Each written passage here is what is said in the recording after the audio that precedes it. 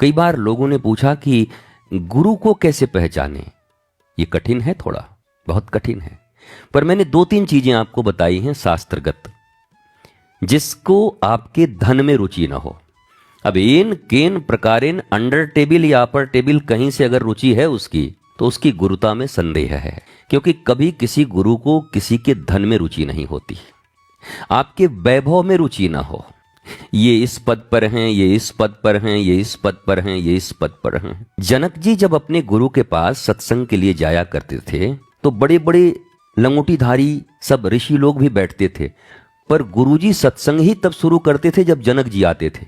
तो ये लंगोटीधारी लोग कहते थे ये हमारे गुरुजी ने भी राजाओं के चक्कर में पड़ गए हैं। अब बताओ, हम बाबा लोग बैठे हैं, अब ये कथा कर नहीं रहे हैं, अब राजा आएगा तब ये सत्संग शुरू करेंगे। उनके ऊपर भी आरोप लगाते थे।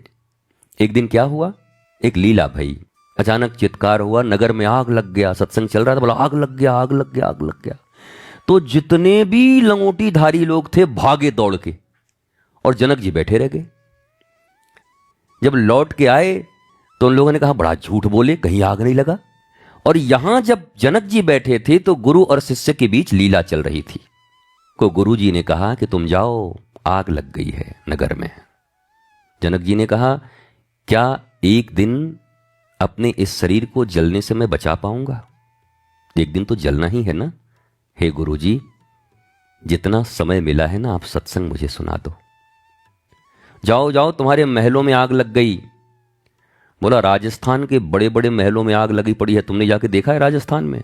हमारे तुम्हारे उतनी बड़ी बिल्डिंगें नहीं हैं, जितने द्वार पर उनके द्वारपाल के रहने के लिए उतना पूरा 10 एकड़ में बना हुआ है तोप रखने के लिए, और सब खंडहर हुए पड़े हैं, बचा नहीं वो। तो जनक जी को बार बार गुरुदेव कहते थे चले जाओ चले जाओ, आग लग गई, आग लग गई, आग लग गई। जनक जी कहते थे, और अंत में गुरु जी ने कहा अरे तेरे शरीर में आग लग गई। तो जनक जी ने कहा इससे पहले कि जल जाऊं, कोई अंतिम सत्य सुना दो गुरुदेव भगवान, क्योंकि जलना तो इसको है ही। और ये बाहर जितने लंगोटीधारी थे ना, वो आ गए थे, तब तक सुन रहे थे, तो बड़ी लज्जित हुए, गुरुदेव को प्रणाम किया, कहा गुरुदेव अब हम समझ गए कि आप जनक जी का इंतजार क्यों करते थे। बोला तुम लोग क्यों भागे थे? बोला 2 लंगोटी थी, एक पहन के आए थे, एक सूखने के लिए छोड़ के आए थे धूप में, हम सोचे वो न जल जाए, उसको बचाने गए थे। बताओ, तुम एक लंगोटी बचाने गए थे, और जिसका सारा राज पाट, घर परिवार महल, और वो कहता है हे गुरुदेव ये सब जलने वाले हैं, आप तो गुरु जी हो, बस सत्संग की महिमा बताओ। तो सत्संग तो उन्हीं लोगों के लिए होती है जिनको उनकी महिमा मालूम हो, उनकी महिमा पता हो। गुरु की महिमा नहीं जानते तो कैसे शिष्य? गुरु मीन्स कोई टीचर नहीं होता है, बायोलॉजी का टीचर, जियोलॉजी का teacher, physics, chemistry, computer science, इसके टीचर्स को गुरु नहीं कहते। स्पिरिचुअल मास्टर, अगर इंग्लिश का कोई शब्द बहुत करीब है सदगुरु के, तो है स्पिरिचुअल मास्टर, आध्यात्मिक मास्टर।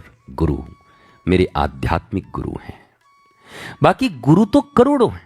आपने देखा होगा टीवी पर मोबाइल गुरु, ऑटोमोबाइल गुरु, देखते हैं ना, ऑटोमोबाइल गुरु। बट गुरु शब्द का अर्थ ही इतना है, एक शराब पीने वाला आदमी जा रहा हो और उसको पता नहीं कि भट्टी कहां है, और पूछे भैया भट्टी कहां है, तो जो बताएगा वो भी उसका गुरु है, क्योंकि वो नहीं जानता था, उसने बताया, अंधकार से प्रकाश दिखाया, मार्ग बताया, तो शराब गुरु होगा उसको कि ये भट्टी पिलाने वाला गुरु है। गुरु शब्द का अर्थ है जो आप नहीं जानते आपको वो बता दे। पर इसीलिए गुरु शब्द की बहुत महिमा नहीं है, हमारे यहाँ सदगुरु की महिमा है। ये कौन से गुरु हैं? बोले सदगुरु हैं, सत्य का पहचान कराने वाले हैं, सत्य की ओर गमन कराने वाले हैं, अंधकार को मिटाकर और प्रकाश से मिलाने वाले हैं। सदगुरु की महिमा है।